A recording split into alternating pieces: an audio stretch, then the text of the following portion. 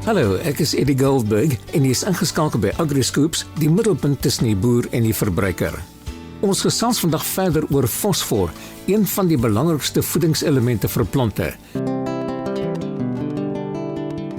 Ons gesels met Karla Husselman. Sy is deel van die tegniese en bemarkingsspan by Revenza Next Sub-Sahara Afrika. Revenza Next is 'n multinasjonale maatskappy wat biologiese oplossings bied vir produsente wat meer volhoubaar wil boer.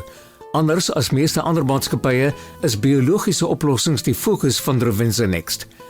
Karla, ons het verlede week gesels oor fosfor se reaktiwiteit in die grond en hoekom konvensionele fosfaatkunsmis nie altyd lei tot meer of beter fosfaatopname nie.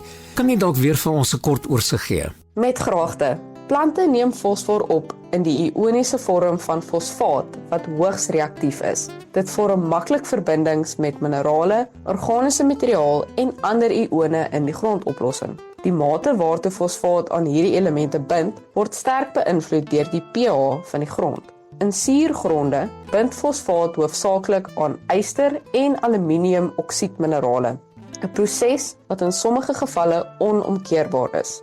In alkalisiese, kalkagtige gronde bind fosfaat weer met kalsiumione wat dit onbeskikbaar maak vir plantopname. Sommige kunsmis, soos byvoorbeeld monoammoniumfosfaat of MAP, het 'n versierende effek op die grond en kan sodoende bydra tot die vaslegging van fosfaat. Bied Revenza Next enige produkte aan wat hierdie probleem kan oplos? Beslis. Revenza Next beveel die gebruik van CosmoRoot aan, 'n biostimulant wat ontwerp is om die plant se eie vermoë om water en voedingsstowwe uit die grond uit op te neem te verbeter. Dit bevat 'n unieke mengsel van L-aminosure, organiese sure en voedingsstowwe soos stikstof, kalium en fosfor. CosmoRoot beïnvloed wortel- en grondchemiese prosesse sodat meer van die fosfor wat reeds in die grond aanwesig is, sowel as die fosfor wat as kunsmis toegedien word, vir die plant beskikbaar is. Op watter manier help CosmoRoot om fosfaatopname te verbeter?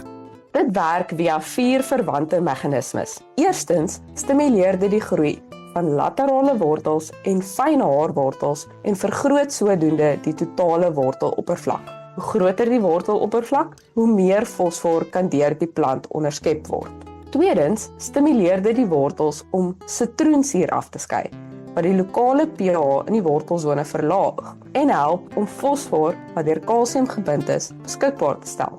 Derdens het die organiese sure in CosmoRoot 'n chelasie-effek op aluminium, yster en kalsiumione in die grondoplossing. Dit voorkom dat hierdie katione die fosfaat wat in oplossing is, komplekseer.